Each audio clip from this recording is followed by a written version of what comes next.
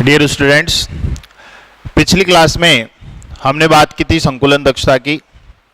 वहाँ हमने पढ़ा कि किसी भी क्रिस्टल जालक का जो कुल आयतन है, उस कुल आयतन का जितना भाग अवयवी कणों द्वारा घेरा जाए वो उसकी संकुलन दक्षता कहलाती है। वहाँ हमने पढ़ा कि एफसीसी, सीसीपी और एचसीपी जो हैं उनकी संकुलन दक्षताएं 74% होती हैं। बीसीसी की संकुलन दक्षता 68% होती है और सरल घनीय एकक कोष्टिका जो होती है उसकी संकुलन क्षमता जो है वो 52.4% होती है। नेक्स्ट जो अपना टॉपिक है वो है एकक कोष्टिका की विमा संबंधी गणनाएं। किसी भी एकक कोष्टिका की विमा संबंधी गणना के अंदर हम एक फॉर्मूला जो है वो डायरेक्ट भी याद रख सकते हैं। उस फॉर्मूले के द्वारा हम उस एकक कोष्टिका का घनत्व ज्ञात कर सकते हैं। हम उस एकक कोष्टिका को आइडेंटिफाई कर सकते हैं कि एकक कोष्टिका कौन सी है, यानी कि उसके अवयवी कणों के आधार पर। इसके अलावा हम पदार्थ का मोलर द्रव्यमान ज्ञात कर सकते हैं। तो आज हम बात करने जा रहे हैं एकक कोष्टिका की विमा संबंधी गणना के बारे में। तो देखिए, किसी भी एकक कोष्टिका का जो घनत्व है उसको ज्ञात करने का एक सूत्र है डी। यहां डी है घनत्व। डी बराबर Z into capital M upon a cube into N A. यहां जो जेड है वो है एकक कोष्टिका में उपस्थित कुल अवयवी कण, कि भाई जो एकक कोष्टिका है उसमें कुल अवयवी कण कितने हैं। जैसे मान लो आपसे कहे कि भाई जो पदार्थ है वो एफसीसी एकक कोष्टिका बनाता है, तो एफसीसी में कुल अवयवी कण कितने होंगे? 4। आपसे कहा जाए कि पदार्थ षटकोणीय निबिड़ संकुलित संरचना बनाता है, यानी कि एचसीपी बनाता है, तो उस स्थिति में उसके अंदर जो अवयवी कण है वो हो जाएंगे 6। आपसे कहा जाए कि जो पदार्थ है वो आपके बीसीसी काय केंद्रित घनीय एकक कोष्टिका बनाता है, तो उस स्थिति में उसका जो अवयवी कण होंगे वो हो जाएंगे 2। अगर आपसे कहा जाए कि भाई पदार्थ जो है वो सरल घनीय एकक कोष्टिका बनाता है, उस स्थिति में अवयवी कण यानी कि जेड का मान हो जाएगा 1। तो ये तो बात हम पहले कर चुके हैं कि किस कोष्टिका में कितने अवयवी कण होते हैं। तो यहां जो जेड है वो रिप्रेजेंट करता है कि एकक कोष्टिका में उपस्थित कुल अवयवी कण कितने हैं। उसके बाद कैपिटल एम। कैपिटल एम दर्शाता है पदार्थ के मोलर द्रव्यमान को। जिस पदार्थ से एक क्रिस्टल जालक बना है उस पदार्थ का मोलर द्रव्यमान कितना है वो क्या कहलाता है? आपके कैपिटल एम से दर्शाते हैं उसको पदार्थ का मोलर द्रव्यमान। उसके बाद ये जो ए है स्मॉल ए, तो स्मॉल ए हमने पीछे जो डेरिवेशन किए थे संकुलन दक्षता के, वहां हमने कहा था कि एकक कोष्टिका की जो कोर की लंबाई है उसे हम किससे दर्शाते थे? ए से। तो ये हो गया एकक कोष्टिका के कोर की लंबाई। और एन ए जो है वो यहां पर है अवोगाद्रो नंबर, जो होता है 6.022 गुणा 10 की पावर 23। अब ये सूत्र आया कैसे? तो देखिए, हालांकि आपसे कभी भी ये नहीं पूछा जाएगा कि ये सूत्र कैसे बना, मतलब इसका डेरिवेशन नहीं आता, फॉर्मूला आपको डायरेक्ट याद रखना है। लेकिन समझने के लिए हम बात कर लेते हैं कि ये सूत्र बना कैसे। देखिए, किसी भी पदार्थ का जो घनत्व होता है डी, वो बराबर होता है उस पदार्थ के द्रव्यमान यानी कि मास और बटे उसके आयतन यानी कि वी के। हम बात कर रहे हैं एकक कोष्टिका की, तो किसी एकक कोष्टिका का द्रव्यमान कितना होगा? एकक कोष्टिका का द्रव्यमान होगा उस एकक कोष्टिका में उपस्थित अवयवी कणों का द्रव्यमान। तो माना कि एकक कोष्टिका जो है उसके एक अवयवी कण का द्रव्यमान कितना है? स्मॉल एम है। एक अवयवी कण का द्रव्यमान कितना है? Small M. और माना कि उस एकक कोष्टिका में जेड अवयवी कण है, 1 हो सकता है, 2 हो सकता है, 4 हो सकता है, 6 हो सकता है, तो वो संख्या हम कितनी मान लेते हैं? जेड। देखो हमने यहां जेड क्या लिखा है? एकक कोष्टिका में उपस्थित कुल अवयवी कण। तो मान लो कि उस एकक कोष्टिका में कुल अवयवी कण कितने हैं? जेड है। तो अगर किसी एकक कोष्टिका में जेड अवयवी कण हो और एक अवयवी कण का द्रव्यमान कितना हो? स्मॉल एम, तो पूरी एकक कोष्टिका का जो द्रव्यमान है वो कितना हो जाएगा? Z into M.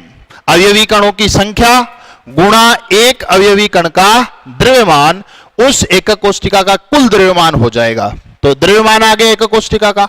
अब बात करते हैं एकक कोष्टिका के आयतन की। हमारे पास जितने भी न्यूमेरिकल होंगे बुक में, उन सब में जो कोष्टिका होगी वो घनीय होगी। और हम सब जानते हैं घन का जो आयतन है वो होता है भुजा क्यूब। हमने एकक कोष्टिका की भुजा या उसके कोर की लंबाई कितनी ली है? a। तो भुजा क्यूब का मतलब भुजा कौन है? a। इसका मतलब a का क्यूब। तो ये z इंटू स्मॉल m तो हो गया एकक कोष्टिका का द्रव्यमान और a क्यूब हो गया एकक कोष्टिका का आयतन। लेकिन यह एक छोटी सी प्रॉब्लम है। प्रॉब्लम यह है कि ये जो स्मॉल m है ये एक अवयवी कण का यानी कि एक परमाणु का द्रव्यमान है, और हम नॉर्मली किसी पदार्थ का जो द्रव्यमान याद रखते हैं वो एक परमाणु का नहीं रखते, हम एक मोल परमाणुओं का द्रव्यमान याद रखें। जैसे आपसे पूछा जाए कि भाई हाइड्रोजन का द्रव्यमान कितना होता है, तो हम कहते हैं कि 1 ग्राम पर मोल। इसका मतलब एक हाइड्रोजन परमाणु का द्रव्यमान 1 ग्राम नहीं होता, बल्कि एक मोल हाइड्रोजन परमाणुओं का द्रव्यमान जो है वो 1 या 1.008 ग्राम होता है। तो हमें तो यहां केवल एक ही कण का द्रव्यमान चाहिए, एक मोल का नहीं चाहिए। और अब हमारे पास जो डाटाज है या हम जो मान याद रखते हैं वो याद रखते हैं मोलर द्रव्यमान। तो मोलर द्रव्यमान का मतलब होता है एक मोल अवयवी कणों का द्रव्यमान। तो अगर हाइड्रोजन के एक मोल का द्रव्यमान कितना है? 1.008 ग्राम है एक मोल का द्रव्यमान। तो अगर हमसे पूछा जाए कि हाइड्रोजन के एक परमाणु का द्रव्यमान कितना होगा, तो हम इसमें किसका भाग देंगे? एक मोल का। ये एक मोल हाइड्रोजन का द्रव्यमान कितना है? 1.008 ग्राम।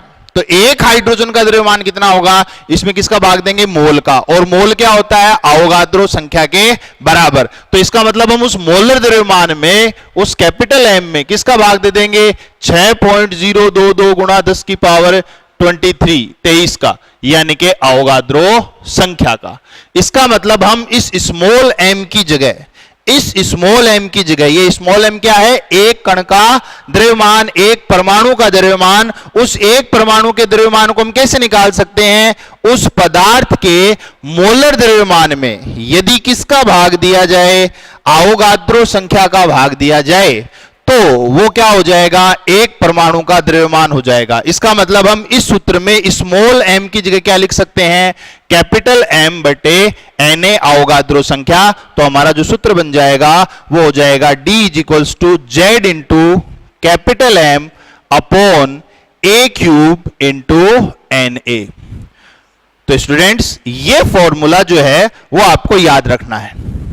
अब इस फॉर्मूले में जुड़ी हुई कुछ बातें कि न्यूमेरिकल कैसे पूछा जाता है, क्या क्या आप उसमें कैलकुलेट कर सकते हैं। तो देखिए, एक तो आप क्या निकाल सकते हैं इस फॉर्मूले से? घनत्व। आपसे चाहे एकक कोष्टिका का घनत्व पूछा जाए, आपसे चाहे क्रिस्टल का घनत्व पूछा जाए, चाहे आपसे पदार्थ का घनत्व पूछा जाए, सबका मतलब एक ही है, सब में यही सूत्र लगाना है। कंफ्यूज नहीं होता है कि भाई एकक कोष्टिका का घनत्व पूछा है, क्रिस्टल जालक का घनत्व पूछा है, या पदार्थ का घनत्व पूछा है। किसी का भी घनत्व पूछे, चाहे एकक कोष्टिका का घनत्व पूछे, क्वेश्चन में ऐसे दिया हो कि भाई एकक कोष्टिका का घनत्व ज्ञात करो, हो सकता है क्वेश्चन में ऐसे दिया जाए कि क्रिस्टल जालक का घनत्व ज्ञात करो, हो सकता है कि क्वेश्चन में ऐसे दिया जाए कि इस पदार्थ का घनत्व ज्ञात करो। सबके लिए यही फॉर्मूला लगेगा, सब में यही घनत्व ज्ञात करना है। तो एक तो आपसे पूछा जा सकता है एकक कोष्टिका, क्रिस्टल जालक या उस पदार्थ का घनत्व। जब आपसे घनत्व पूछा जाएगा तब आपको इन चारों में से 3 ही वैल्यू दी जाएंगी। क्यों? क्योंकि ये वाली वैल्यू आपको कभी क्वेश्चन में लिखी हुई नहीं मिलेगी। ये क्या है? अवोगाद्रो संख्या। तो ये तो आपको हमेशा याद ही रहनी चाहिए। ये आप क्वेश्चन में ना ढूंढे कि भाई एनए का मान कहां है। एनए का मान यानी कि अवोगाद्रो नंबर पेपर में नहीं लिखा होगा, क्वेश्चन में नहीं लिखा होगा। ये तो आप हमेशा याद रखें 6.022 गुणा 10 की पावर 23। अवोगाद्रो संख्या आपको हमेशा याद रखनी है। अब बच गई कितनी वैल्यूज? 3 वैल्यूज। 3 वैल्यूज में से आपको m यानी कि जो पदार्थ है, जिस पदार्थ की एकक कोष्टिका बनी हुई है, उस पदार्थ का मोलर द्रव्यमान आपको क्वेश्चन में दिया जाएगा कि भाई ये पदार्थ है, सोना है, चांदी है, एल्यूमिनियम है, जिस भी पदार्थ से आपका क्रिस्टल जालक बना है, उस पदार्थ का जो मोलर द्रव्यमान है वो आपको क्वेश्चन में दिया जाता है। और अगर कोई सिंपल पदार्थ हो, नॉर्मल, तो आपको याद भी रखना हो सकता है, लेकिन नॉर्मली इसका जो वैल्यू है वो आपको पेपर में दिया जाता है। उसके बाद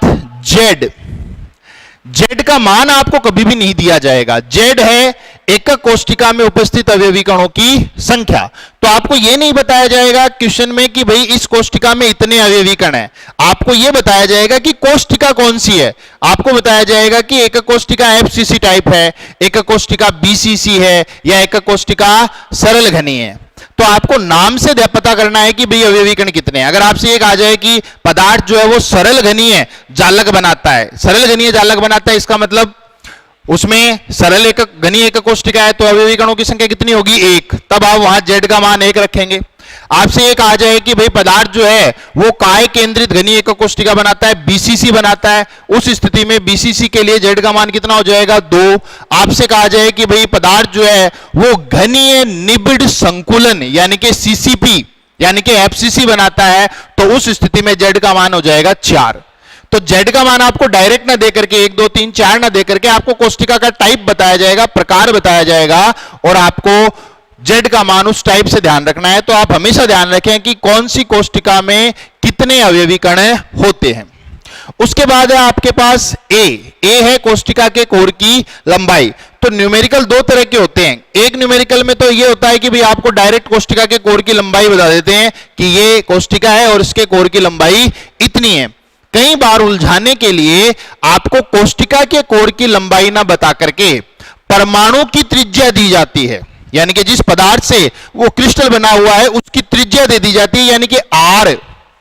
परमाणु की क्या दे दी जाती है? त्रिज्या r। तो r से आपको पहले क्या निकालना होता है? एकक कोशिका की कोर की लंबाई, भुजा की लंबाई a निकालनी पड़ेगी। तो इसके लिए जैसे हमने पिछली क्लास में बात की थी, मैंने आपको कहा था आपको डायरेक्ट याद रखना है कि जो एफसीसी है उसके लिए a बराबर होता है 2√2 इंटू r। बीसीसी जो है उसके लिए a बराबर होता है 4/√3 इंटू r। और जो सरल घनी एकक कोशिका है सिंपल, उसके लिए a बराबर होता है 2r। तो ये वाली वैल्यूज आपको डायरेक्ट याद रखने के लिए मैंने पिछले वीडियो में कहा था। तो ये तीनों अगर आपको डायरेक्ट याद है तो अगर क्वेश्चन में आपको a की बजाय r दे दिया तो आप r से पहले क्या निकाल सकते हैं? a निकाल सकते हैं, फिर उस a के मान को यहां पर पुट कर सकते हैं। तो यहां आपको टोटल 1 2 3 4 5 वैल्यूज है, जिनमें से Na का मान स्थिर है, कांस्टेंट वैल्यू है, ये तो अवोगाद्रो संख्या है। बच गई 4 वैल्यू। d डेंसिटी घनत्व पूछ सकता है। घनत्व अगर पूछेगा तो आपको कोशिका का प्रकार बताया जाएगा, आपको पदार्थ का मोलर द्रव्यमान दिया जाएगा, और आपको एकक कोशिका के कोर की लंबाई या परमाणु की परमाणुीय त्रिज्या दी जाएगी। यदि आपसे एकक कोशिका का प्रकार पूछा जाएगा तब आपसे क्रिस्टल की या एकक कोशिका का घनत्व बताया जाएगा, पदार्थ का मोलर द्रव्यमान दिया जाएगा, उसकी कोशिका के कोर की लंबाई या परमाणु की परमाणु त्रिज्या दी जाएगी। ठीक है, तो इस तरह से आपसे इस टॉपिक पर कोई भी न्यूमेरिकल पूछा जा सकता है। तो आप इसके लिए ये 4 सूत्र याद रखें। एक तो ये घनत्व का, और एक ये हमने जो पीछे वाले वीडियो में बात की थी कि किस प्रकार की एकक कोशिका में कोर की लंबाई और परमाणु की त्रिज्या में क्या संबंध होता है।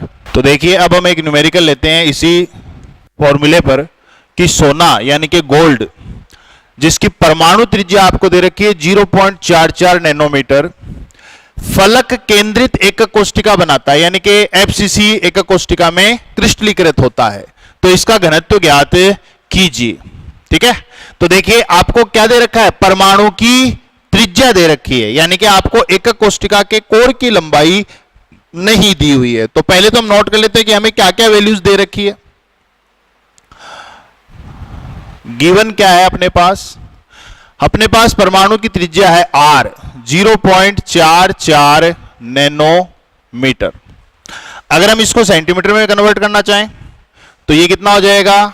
0.44 गुणा 10⁻⁻7 सेंटीमीटर। इसके बाद आपसे कहा कि फलक केंद्रित एकक कोशिका बनाता है। तो अगर एकक कोशिका एफसीसी है तो हमें पता है कि एफसीसी में कुल अवयवी कणों की संख्या कितनी होती है? 4। यानी कि जो z है अवयवी कणों की संख्या है वो कितनी है? 4 है। क्यों? क्योंकि एफसीसी में कुल अवयवी कण कितने होते हैं? 4 होते हैं। कुल अवयवी कण कितने होते हैं? 4। उसके बाद आपसे इसका घनत्व पूछा है d। अब एक चीज हमें और चाहिए, m मोलर द्रव्यमान। तो ये हमें पता होना चाहिए, गोल्ड का मोलर द्रव्यमान जो है वो अप्रोक्सीमेट होता है 197 ग्राम पर मोल, और अवोगाद्रो संख्या Na वो होगी आपके 6.022 गुणा 10 की पावर 23। अब हम डायरेक्ट यहां डेंसिटी नहीं निकाल सकते, क्योंकि डेंसिटी वाले फॉर्मूले में हमें चाहिए कि एकक कोष्टिका के कोर की लंबाई a। तो पहले हम a निकालेंगे, ठीक है। तो देखिए कि एज वी नो कि एफसीसी एकक कोष्टिका जो होती है उसके लिए a बराबर कितना होता है, 2√2 इंटू आर। तो a बराबर 2 गुणा √2 का मान 1.414 गुणा r आपका कितना है 0.44 गुणा 10 की पावर -7 सेंटीमीटर। इन सबको अगर हम मल्टीप्लाई करते हैं तो आता है 1.24 गुणा 10 की पावर -7 सेंटीमीटर, यानी कि जो कोष्टिका के कोर की लंबाई है वो आपके पास आ चुकी है। अब हम सोने का या घनत्व निकाल सकते हैं। तो सोने का घनत्व, तो घनत्व का फॉर्मूला आपके D बराबर Z into capital M upon A cube into Na। तो D बराबर Z का मान, Z कितना है 4, एफसीसी एकक कोष्टिका में कुल इलेक्ट्रॉनों की संख्या कितनी है 4, तो 4 इंटू M मोलर द्रव्यमान, गोल्ड का मोलर द्रव्यमान कितना है 197 ग्राम पर मोल। A कोष्टिका के कोर की लंबाई ये है आपके 1.24 इंटू 10 की पावर -7 की क्यूब, और इंटू अवोगाद्रो संख्या 6.022 गुणा 10 की पावर 23। 4 को अगर आप 197 से मल्टीप्लाई करते हो तो ये आता है 788 बटे 1.24 का अगर आप क्यूब करते हो तो ये लगभग आएगा 1.9 के लगभग, और गुणा 10 की पावर -7 का क्यूब करोगे तो 7 या 21, 10 की पावर -21, और ये जो वैल्यू है आपके 6.022 गुणा 10 की पावर 23। आगे इसको सॉल्व करते हैं तो आपका जो D है घनत्व, D बराबर कितना होगा 788 बटे, अगर आप 1.9 को 6.022 से गुणा करते हो तो लगभग 11.44 गुणा ये 10 की पावर -21 और ये 10 की पावर 23 प्लस की 2 तो 10 की पावर 2। तो इसको अगर आप इसमें डिवाइड करोगे तो आंसर आएगा 0.68 ग्राम पर सेंटीमीटर क्यूब। तो ये आपके गोल्ड की डेंसिटी आ जाएगी। तो इस तरह से इस वाले फॉर्मूले पर जो हमारा घनत्व का फॉर्मूला है ये, इस पर किसी भी प्रकार से न्यूमेरिकल पूछा जा सकता है। नेक्स्ट जो अपना टॉपिक है वो है आयनिक त्रिज्या अनुपात। हालांकि आपकी बुक में ये टॉपिक आपको नहीं मिलेगा, लेकिन कई बार कंपटीशन एग्जाम में इसका डायरेक्ट क्वेश्चन आता है। आयनिक त्रिज्या अनुपात क्या होता है कि जो क्रिस्टलीय जालक होते हैं, आयनिक क्रिस्टलीय जालक, हम जानते हैं कि आयनिक क्रिस्टल किससे मिलकर बना होगा, आयनों से, धनायन और ऋणायन से। तो किसी आयनिक क्रिस्टल में धनायन की त्रिज्या और ऋणायन की त्रिज्या के अनुपात को ही क्या कहते हैं, आयनिक त्रिज्या अनुपात कहते हैं। फिर से सुनिए, किसी आयनिक क्रिस्टल में धनायन की त्रिज्या और ऋणायन की त्रिज्या के अनुपात को आयनिक त्रिज्या अनुपात कहते हैं।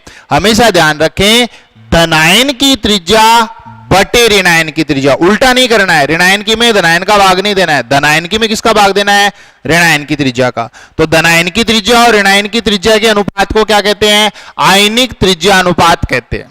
अब इस आयनिक त्रिज्या अनुपात का रोल क्या है, उपयोग क्या है?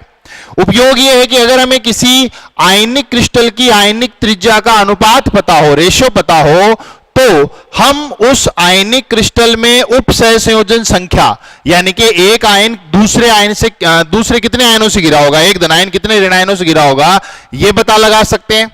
दूसरा, हम उसमें यह पता लगा सकते हैं कि उस क्रिस्टल की आकृति कैसी होगी, उसकी ज्यामिति कैसी होगी।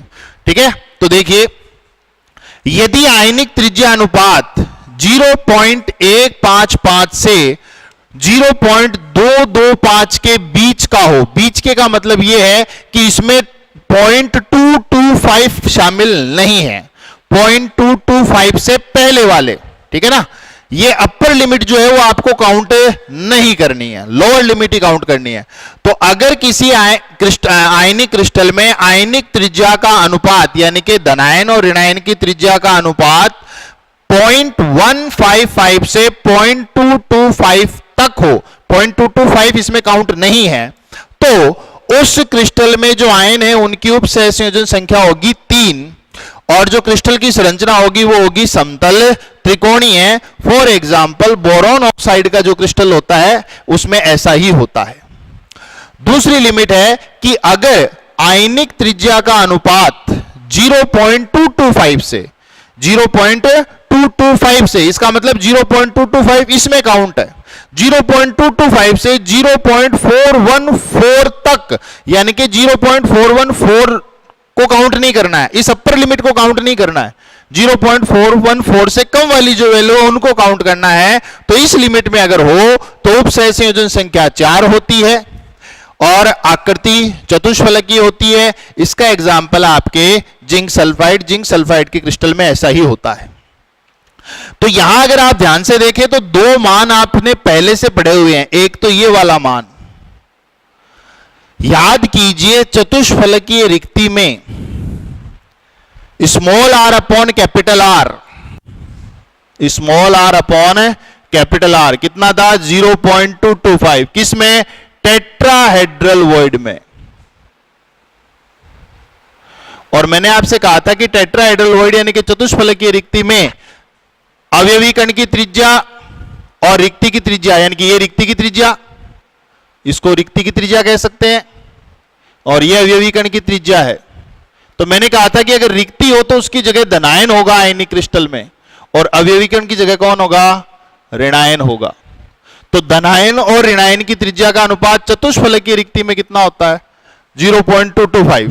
तो देखो 0.225 में आकृति कैसी है, चतुष्फलकीय, 0.225 इसमें काउंट नहीं है, 0.225 इस वाली लिमिट में काउंट होगा। तो 0.225 अगर हो तो कैसा होगा, चतुष्फलकीय। फिर हमने बात की थी अष्टफलकीय की, तो अष्टफलकीय में small r upon capital R कितना आता है, 0.414 अष्टफलकीय में। तो यहां देखिए अगला कि 0.414 से 0.732 हो, तो उस स्थिति में जो उप सहसंयोजन संख्या है वो कितनी होगी, 6 होगी, यानी कि एक धनायन जो है वो 6 ऋणायनों से घिरा होगा, और आकृति कैसी होगी, अष्टफलकीय होगी। तो अष्टफलकीय रिक्ति में यही वैल्यू आ रही थी, तो आप वहां से इसको कनेक्ट करके याद कर सकते हैं। इसका एग्जाम्पल जैसे NaCl और KCl, NaCl के क्रिस्टल में हमने स्टार्टिंग में बात की थी चैप्टर के कि NaCl में एक Na+ जो होता है वो 6 Cl- से घिरा होता है। उसके बाद लास्ट लिमिट जो है वो है 0.732 से अगर 1 तक हो, 1 से कम, ठीक है ना, तो उस स्थिति में जो उप सहसंयोजन संख्या है वो कितनी होती है, 8, यानी कि एक धनायन 8 ऋणायनों से घिरा होगा, और जो क्रिस्टल होगी उसकी संरचना होगी कैसी, घनी है। कैल्शियम क्लोराइड और बेरियम क्लोराइड में ऐसा ही होता है।